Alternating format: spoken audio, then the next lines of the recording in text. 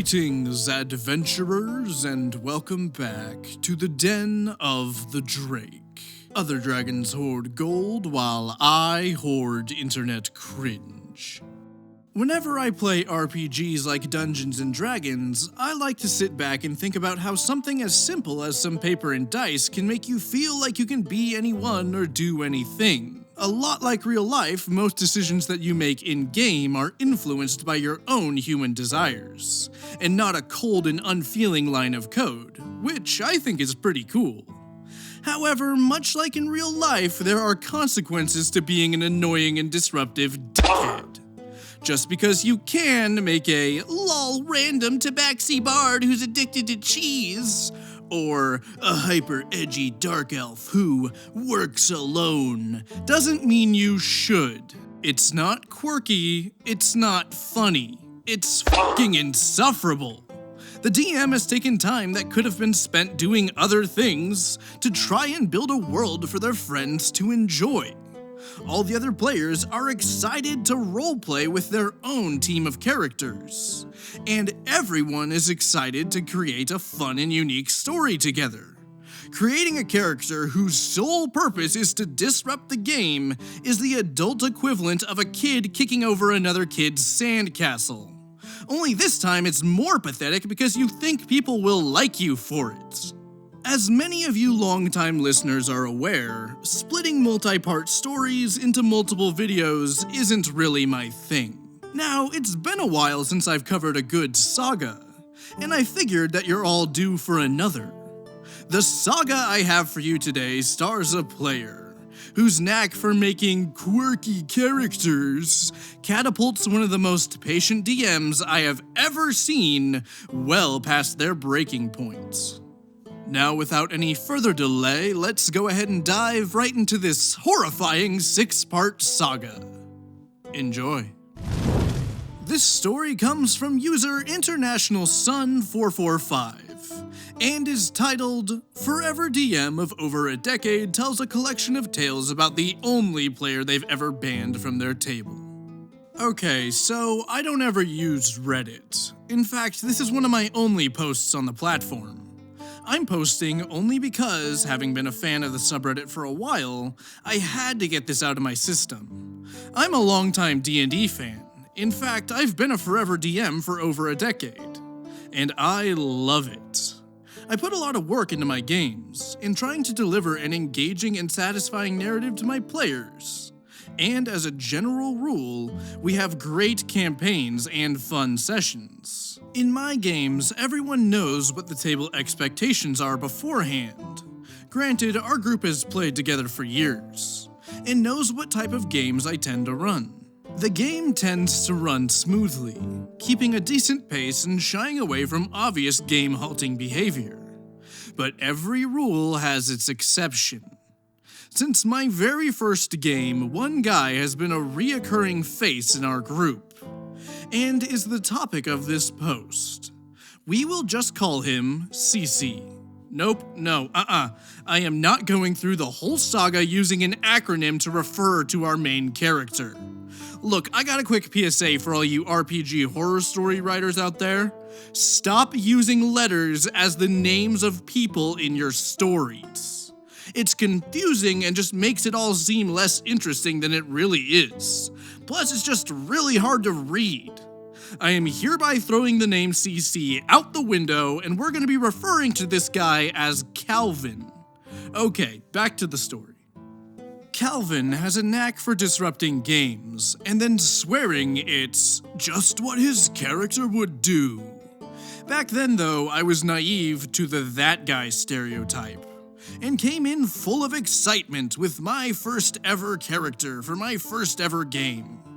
The party I had played with had a couple sessions before I joined, but my Warforged was quickly established with the group, and we pressed on to save the world from total destruction. Fast forward through some narrative, and we get to our first full party encounter. Our party, my Warforged Barbarian, a human wizard, a halfling bard, a half-elf ranger, all great guys, readied our weapons and rolled initiative. Calvin, playing an elven druid, opted to ready a firehawk summon should anything move adjacent to him. I thought nothing of it, being new and all. DM at the time breaks down to me how combat works, and I take my first turn, charging in with rage active and taking a swing at some living skeletons that were firing at us. The wizard went next, shooting off a spell and dealing some decent area damage. Then came Calvin. "I'm summoning my firehawk," he says with glee. "Okay, no problem," the DM says. "I'll move here," Calvin says again with a huge smile on his face while moving his token away from the skeletons and into the far back corner of the large room. "Okay," says the DM, "and your firehawk?" "It joins me," Calvin says, moving the hawk adjacent to him. The round moves full circle. We take some decent damage from one of the skeletons exploding. Calvin comes up in the turn order. "Okay, Calvin," says the DM, "do you take any actions?" "I'm going to sit down and play with my firehawk," Calvin says under a smirk and a chuckle. I stayed silent, unsure what druids were all about, and not wanting to step on Calvin's toes. But the wizard, an experienced player, says, "What the fuck, dude? Go hit them!" "My druid is a pacifist," argues back Calvin.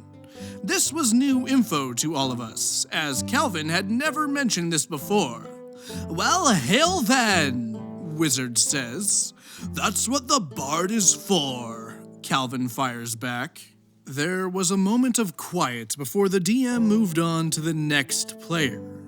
But each round went on in very much the same fashion, with Calvin choosing every action to sit and play with his firehawk, and the party pleading with him to help us out. We were all reaching that point in the game where our combat options were getting scarce, and our HP low, but Calvin insisted on sitting still.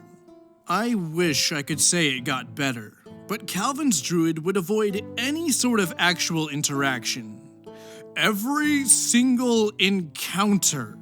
If he wasn't playing with his firehawk, he would be eating rations, or playing an instrument, or doing some weird impromptu cheer thing to keep us inspired. The campaign eventually ended, our party barely stopping the big bad evil guy. And after the game ended, DM wanted a break to play a PC. I was the only one showing interest in actually taking over running the game, so that's exactly what I did. Calvin was a great friend of the DM, and everyone else besides knew him outside of the game. He and the DM had played together for a while, and having been an established part of the group, I had no issues with letting him roll up a character to join us, not realizing what was to come for my future games. And this, dear reader, is where my tales of Calvin truly take off. Now that you understand the beginnings of my experiences with Calvin, I can really dive into the near decade of horror stories that come after, and hopefully help you understand why Calvin is the only player to this day that I've barred from my games. To be continued. Ah yes, the Ballad of the Pacifist character. It's pretty ironic that whenever a player brings a character they claim to be a pacifist to the table, their party starts to feel some pretty violent emotions.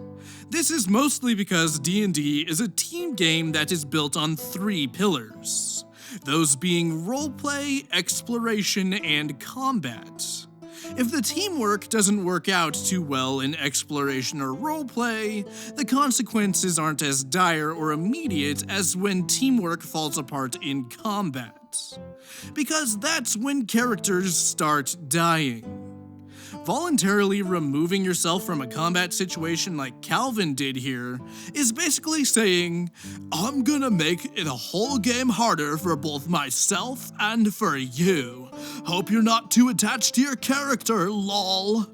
I think pacifist characters can work, but if they're the walk tall and carry a big stick kind of pacifist. You can still roleplay as a pacifist by trying to talk your way out of combat or avoiding it entirely. But cementing your character as the one who can be trusted by the rest of the party if things go sideways is never going to be a bad thing. But I'm willing to bet that Calvin isn't one to make those kinds of characters, which I'm sure OP will shed some more light on in part 2. Continuing on from the previous post, our first campaign was finished, and I was working on my first game as a DM.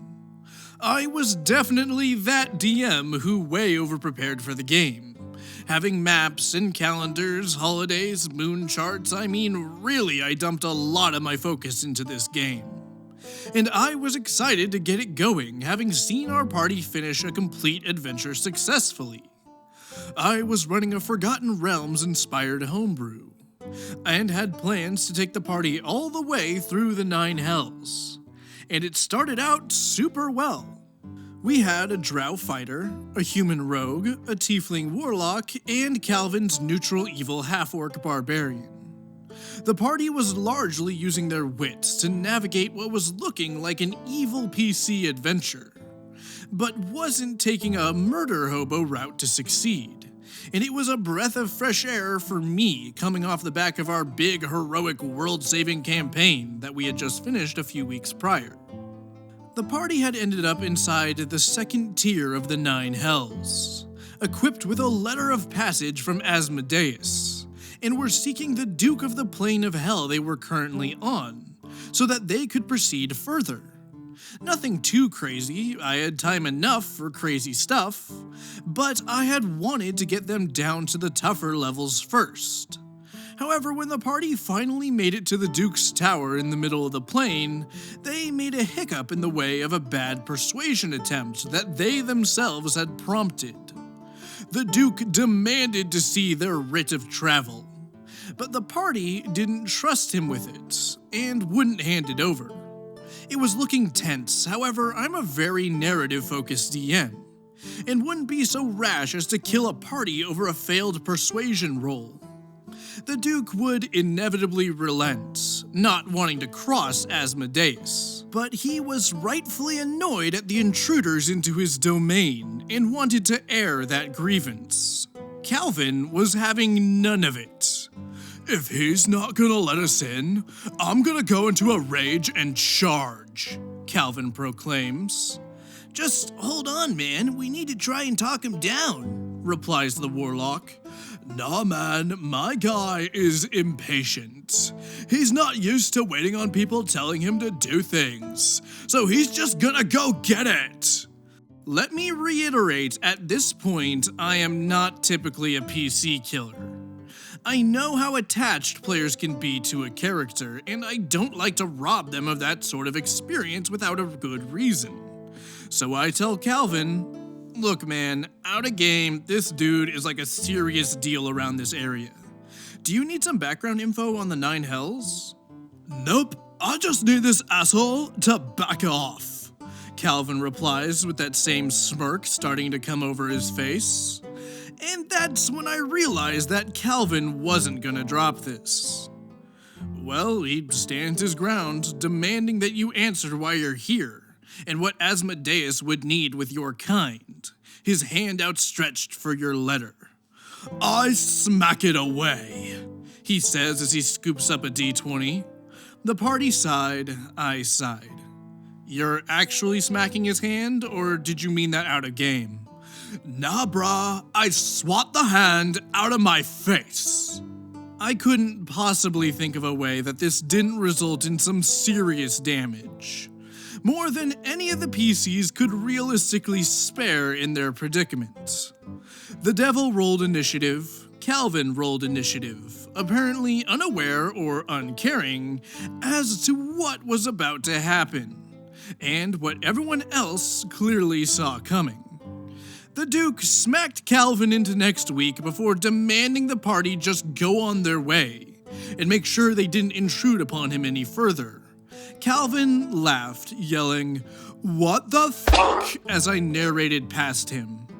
As soon as there was room for him to chime in, he did. "Dude, that was bullshit." he said with a half laugh of disbelief. "How the hell did he drop me like that?" I explained how the Nine Hells hierarchy worked, and that the devil he hit was basically second in charge under Asmodeus himself. I told him the math to his death, how the attack well exceeded his current HP pool by more than half of his negative health value, resulting in his death.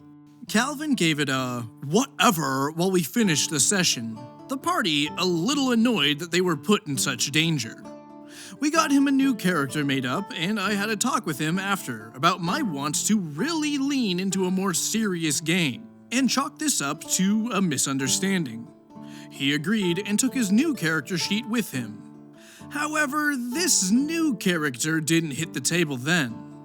He said he wasn't a fan of the hell setting and would join in after they managed to escape, which to his credit, he did.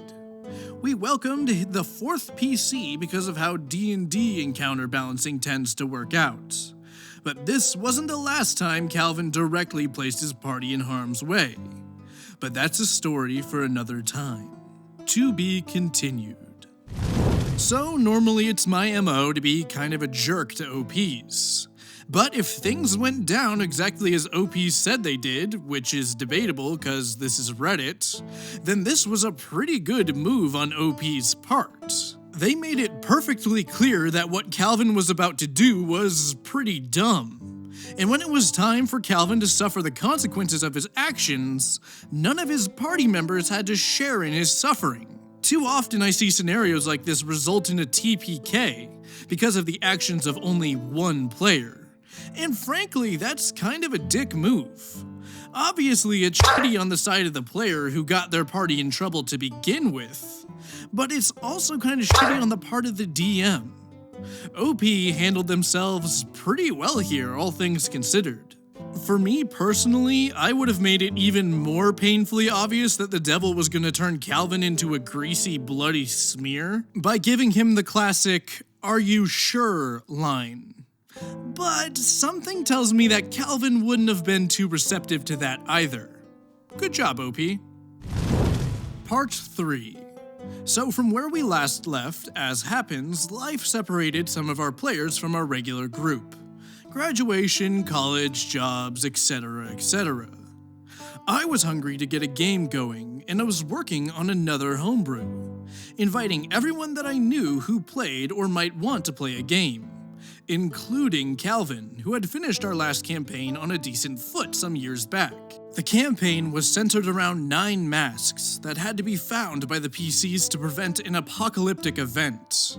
It was stated several times that the masks were evil and would seduce its wearers to do terrible things with great power, hence the only reasons why they needed to be collected. Now, I'll say ahead of time, ending aside, this was easily one of my favorite campaigns ever. We had a 6-person group full of new players that still play to this day, with huge highs and great impromptu work from everyone involved, especially our Dragonborn Paladin of Bahamut, who made me not hate the trope. Anyways, Calvin was a human fighter, trying to be the best arena fighter in the world, and his character was obnoxiously cocky. He would often instigate fights just to show how strong he was. And if a town didn't have an arena, he would challenge the biggest guy he could find to a fist fight. This never changed, no matter how much he won or lost, until the party found one of the masks. Calvin impulsively decided to don the mask, prompting a wisdom save. He passes, and I tell him that the mask has increased his strength and constitution by 1, but has decreased his wisdom by 1 as well. He doesn't even acknowledge what I said, going on a monologue about how much stronger he is, and how he can't possibly be defeated now, etc., etc. Now, by design, these masks are a trap for those who choose to wear them. They were never meant for PC use. They got an entire lecture about the dangers and magic of each of the masks, and no one else in the party ever even tried to wear one, which was a smart call. But for Calvin, it was too late. Each week that went by with the mask on increased all effects by 1. So strength and constitution would be boosted by 2, and wisdom would drop by 2. Then the next week it would be 3, and then the next 4, etc., etc. Calvin, either uncaring or never cluing into the dangers of this, welcomed the stats inflation, delighted in his new power. Then one day Calvin failed his wisdom check. I had decided on the powers of the mask well before we started session 1. And as it happened, this mask caused a battle fury when its wearer failed its wisdom save. What this meant is that as the group woke up to eat breakfast, the best arena fighter in the city put on his mask and attacked the nearest creature he could, the mask dominating his mind and driving him temporarily mad. Calvin realized what was going on, and with wide eyes says to me, "Hey, no, wait, that's bullshit! You can't just make my character do stuff. What about player agency? He just wouldn't do that." I told him that I know it sucks, but his wisdom was about 7 at this point, and he had failed an honest roll versus the mask's attack. It had weeks to make itself more finely attuned to him. And this was the culmination of all those things. "It's fucking dumb is what it is," Calvin replies. "How long am I like this?"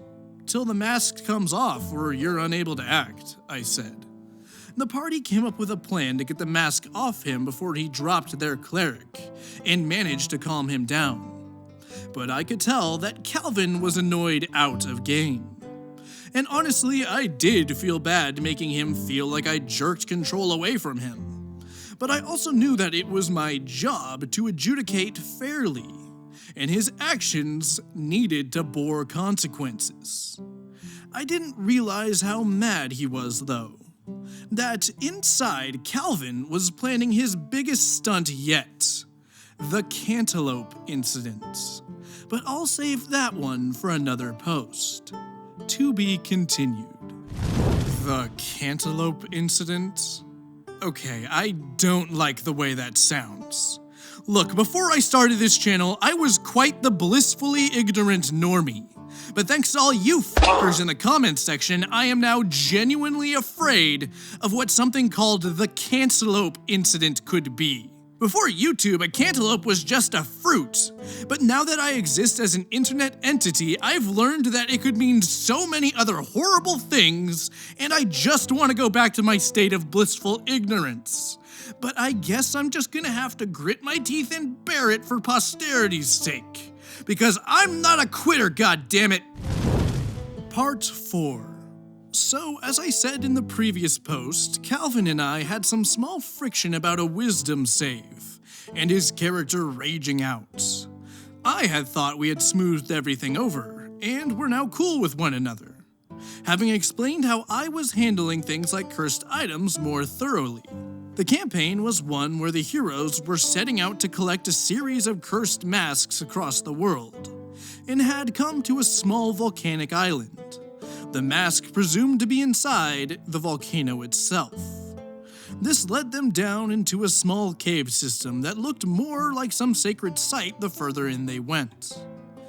Now at this time, most of our group were cigarette smokers, and we would take a break every 2 hours or so to choke one down real quick, take a bathroom break, etc., etc., before we started back in on the game. And it was during one game where everyone but Calvin and one of our newbies went outside to smoke that Calvin, I can only assume still annoyed about the wisdom save from a week prior, concocted the cantaloupe maneuver. We all came inside after a few minutes and sat back down to start. I tell the group that they encountered a circular chamber. Oil pots lined the walls, each with a pile of human bones inside. And at the center of the room was a throne made of rock, where a full human skeleton sat limp, a dagger through its chest cavity. Obvious trap is obvious. "I am going to roll an investigation check, I think," says our wizard, clearly trying to use his brain to work through the room. "Cantaloupe! yells Calvin with a big smile as he looks right at the player that didn't go outside with us. The other player smirks at first, then awkwardly looks at the rest of the group, who was just as lost as I was. I dunno, ha ha ha, he says. Well then, I go and pull the dagger out of the skeleton's chest, Calvin proclaims. And that's when it hit me that these two had planned to mess things up while we were outside. Calvin indeed grabbed the dagger and triggered a really tough fight with fire-covered skeletons, which nearly dropped both the assassin and the wizard. When the fight was done, Calvin laughed. Cantaloupe was our keyword, he chuckled, but new player chickened out, ha ha ha. But there was clearly some mirth in his words. I ready my weapon on Calvin, says the assassin.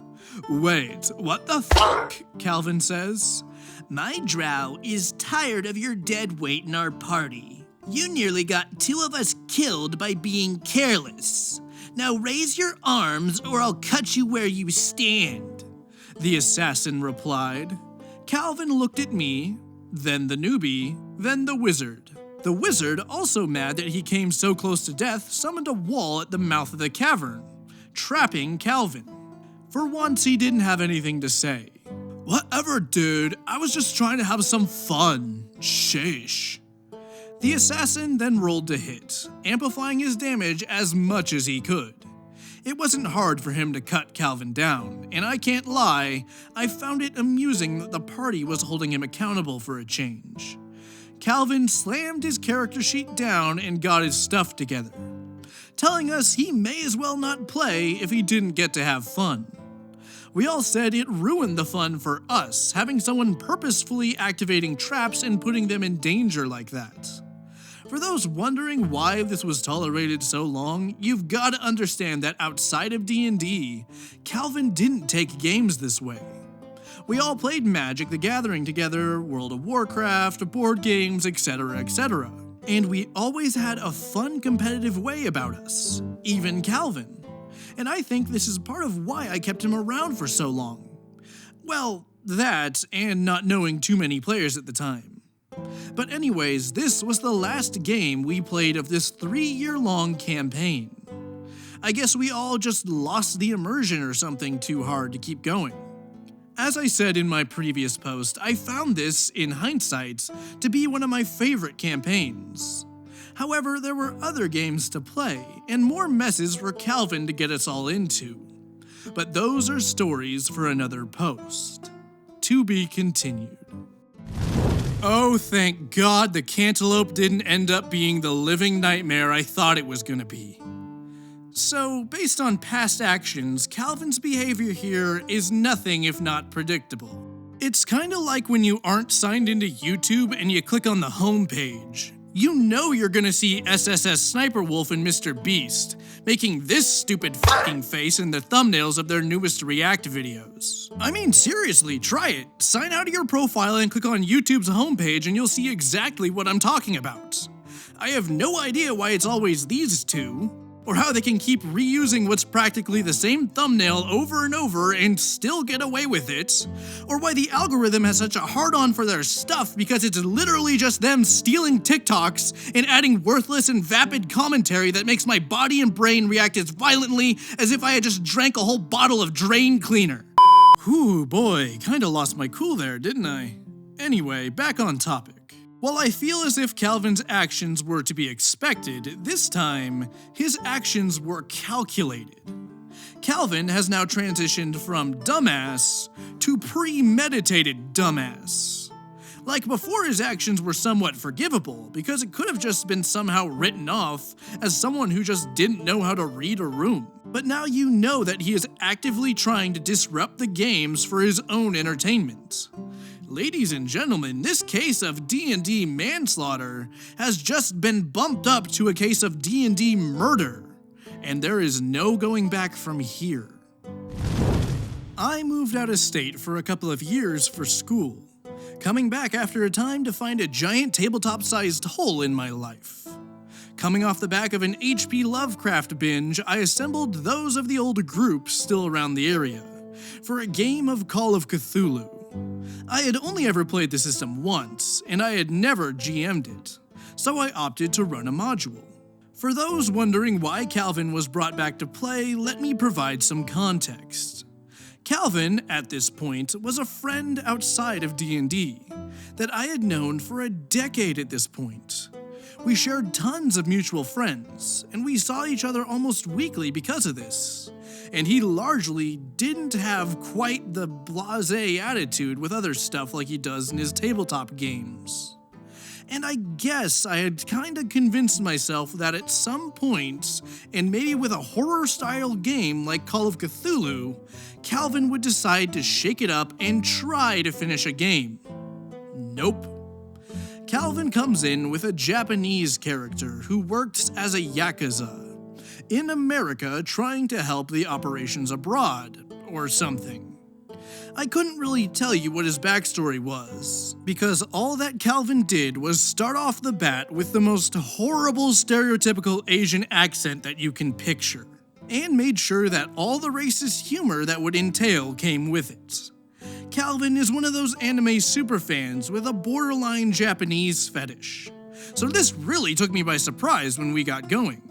Anyway, I had long planned a decently long first session with a hook ending, and figured that I'd get us through this first game, then talk with Calvin about the character, who made everything overly complicated for a game set in the Prohibition era. So that's what we did. The rest of the party largely ignored Calvin, and instead focused on the first big mystery of the game. Afterwards, I went outside to smoke, and got Calvin to come out with me, where I told him that his character was a bit too over the top. I explained that though we had no Asian players, it was still awkward to have a bunch of stereotypes getting thrown around, and that his accent was so over the top that I had a hard time understanding him. "Yeah, but wasn't Lovecraft a racist?" he asked. "I mean, yeah, kinda. That doesn't mean we have to play it up though." "I'm not playing anything up, bro. I'm just playing my character," he says. "I can't understand your character is my point," I said. "I'm not saying that you have to, roll anything new, but things would run a lot smoother if you just toned it down a bit. That's all I'm saying, my guy." He agrees after a quick moment of silence, and said that he'd tone it down. And he did when we played the next week, only for him to halt the entire game. The party had gathered clues leading to a building called the Juju Hut. All roads lead to the Juju Hut. After a less than successful meeting with the building owner, the party had to find a way to sneak in, but went to bed for the night to think it over. "My character is going to sneak out while everyone sleeps to, do Yakuza business." "Oh, well, okay," I said. "Can we do a roleplay in private? I want to keep it a secret." "Sure," I said. I could use a cigarette anyway. We step outside, and Calvin begins to tell me how he wants to try and infiltrate the Juju Hut by himself. I go with it, not wanting to kill his momentum. He goes to the window, peeking around, and finds the doors and windows locked. The party had a member with lockpicks, but Calvin was not that character. "So I don't see a way in?" he asks. "No, not right away," I say, trying to keep it vague. "Well, fuck it then, I'm just gonna burn it down." "Yup," he says he wants to burn it down. "Are you being serious?" I asked. I knew the answer because he was chuckling to himself as he did, with that same stupid grin as always. But I had to verify. "Hell yeah, dude. The guy was an ass anyway, so it's whatever. My guy is a Yakuza. He doesn't give a shit." Then he describes exactly that. Using a cigar lighter and motor oil, he gets a fire going and destroys the building. The cops are called, and the one Japanese dude in the entire city running from the scene is soon found by police. The party lost their lead in a literal puff of smoke. And at that point, I knew we were all checking out. So that was our last session of that game. I've yet to run that game again, though I really want to. I love the module and the system, and I still haven't gotten off my Lovecraft kick. Calvin has yet to ever explain exactly why he thought burning down the Juju hut was a good idea outside of, "It's what my character would do." And though this is past the point where most DMs would have finally thrown in the towel with Calvin, I still have one more tale of his antics. The tale that finally made me give up on Calvin. But that is a tale for another post. To be continued. So, I'm not gonna get into the racism stuff because I assume that if you're watching this, you're a grown adult. And I'm not gonna talk down to you and try to teach you racism bad. If you didn't learn racism bad from Dragon Tales, you probably aren't mentally developed enough to learn it from this cartoon dragon. Mostly because I probably won't be as polite about it. But just in case, I will say this. Being a racist is not cool. Don't be not cool. And you can quote me on that. As for the H.P. Lovecraft was a racist, so it's okay thing, firstly, it's stupid. And second, I am a huge supporter of separating the art from the artist. Just because the creator of something you enjoy is a huge piece of garbage doesn't mean you should stop enjoying the stuff you enjoy. Of course, it's different if you're actually giving them your money, but Lovecraft is hardly in a place to be collecting royalties. And it works both ways too, like in Calvin's case here. Somehow, I doubt that Cthulhu is an allegory for the formation of the Japanese mafia. Basically, what I'm trying to say is go fuck yourself, Calvin. Part 6. The Finale. This is the final tale of Calvin, and how I finally came to the decision that I would no longer invite him to my games. If you haven't caught up yet, go do so for the full context. And with that, here we go. I took a break from the DM chair for about 6 months, and played an actual PC for a change, and ended up birthing one of my favorite characters ever. To this day, my group has fond memories of that game. But after it ended, the DM didn't have anything else prepped. So I took over the helm again and brought out a new Forgotten Realms-inspired homebrew. Now, Calvin was present for this game mostly because the guy that owned the house we played in was the last DM. And since Calvin has always sort of been around, he played in our previous game and he knew we were going to start a new one. I'm a guy with a big heart, and I didn't want to say, "Sorry, Calvin, everyone gets to join but you." But I did explain that I wanted a more serious tone, because I love grimdark fantasy. We all agreed and began rolling characters. That is when Calvin gives me his character pitch. Okay, he's a samurai from a land with no magic. I thought for a second. I'm fine with a samurai. But you know that the whole planet is magical, right? Yeah, but he wouldn't know anything about that because his country doesn't know about magic. Right, but like the trees and the wind and everything is magical, I said. Do you have an idea for like why their country doesn't know magic? I don't know. There's like this other country that doesn't like them and took them over, so now my guy and his 3 friends are on the run. Only his friends got separated, and so now he's trying to save his country. Right, I said. So I did what any obsessive DM would do, and I churned out an entire history of 2 nations. One subjugating the other with anti-magical sigils and artifacts. I caught a wind of inspiration with it, and really set out to make Calvin's backstory something that he could chew on if he wanted, hoping maybe it would keep his head in the game.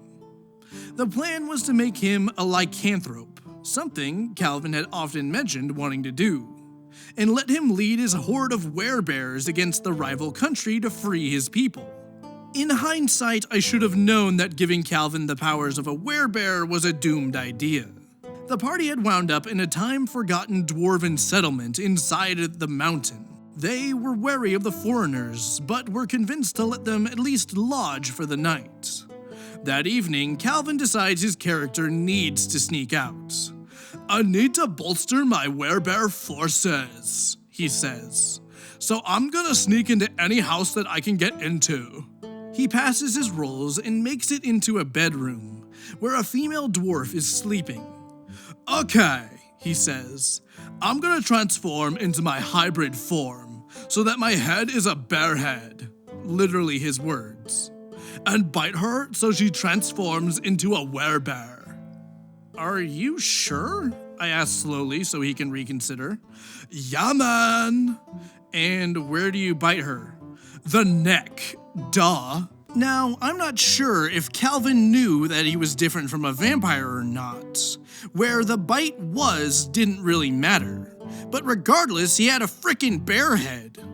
"Are you positive that you bite her neck?" "Yeah, dude." I can tell that the other players knew what I was thinking. "Okay," I sigh. "You bite the dwarf's neck with your bear maw, and she dies because that's what happens when a bear bites down on your neck." I was amazed that once again he had totally managed to muck things up, as the dwarves immediately seized the party for murder. Calvin was offered by the party as recompense, and had to do a side quest to regain some trust. But Calvin was fuming. "So, do I need to make a new character?" he asks. "Probably," I said. "I can't imagine that they would let you live after that." So he goes outside and comes in 10 minutes later with his latest idea. It was a reference to the game The Last of Us. His character was named Joel, but he said his character is Mexican, so it is pronounced Hole.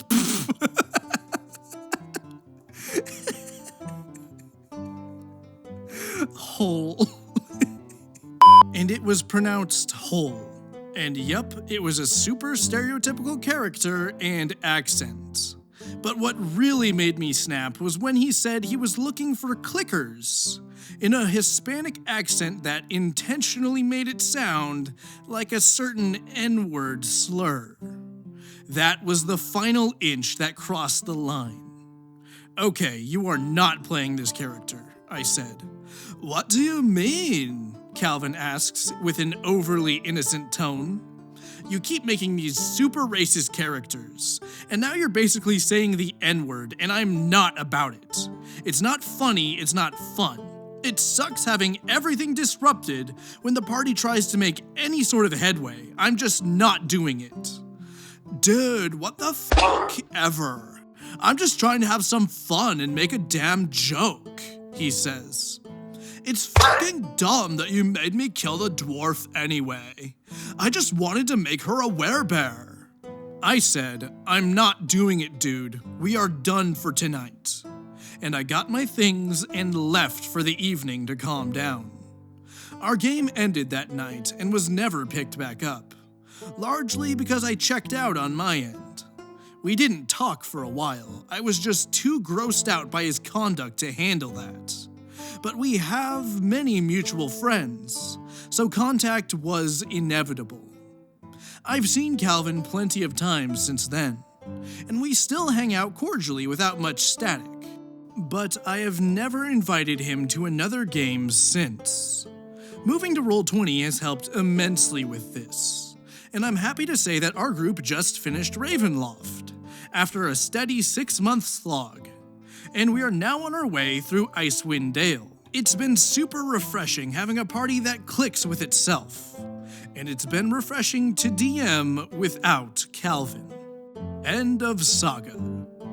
With that, another saga comes to a close. Calvin has certainly earned his place among the many antagonists we've faced on the channel, and this saga of a racist and disruptive that guy will make a lovely addition to my horde of cringe. Hopefully, the saga of Calvin will serve as a lesson to the tried and true sentiment of, just because you can doesn't mean you should. Now before we go, let's take a look at this week's Gallery of the Drake. This week's fan art comes from viewer Cilia Stingray and depicts the thirstiest piece of fan art yet. But for real though, this is actually what all the members of my dragon cult look like. See, morale is super high among its members. So far, they've only tried to kill me several times. Hey Drake, it's the middle of November. Can me and the other cult members change into something warmer? Hey, I'm not the one who signed the contract, Jessica. You made your bed, now sleep in it. Fuck you, Drake!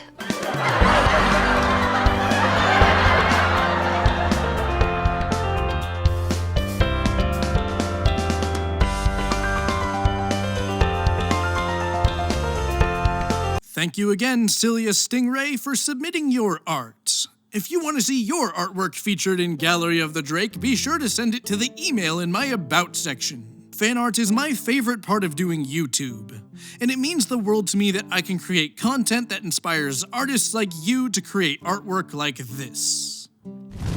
With the story over and artwork displayed, we're gonna go ahead and wrap up. If you enjoyed your time here, be sure to like the video and subscribe. And if you feel like supporting the channel further, Patreon and merchandise links are in the description. I would like to thank you all for listening, and I hope to see you next time in the Den of the Drake.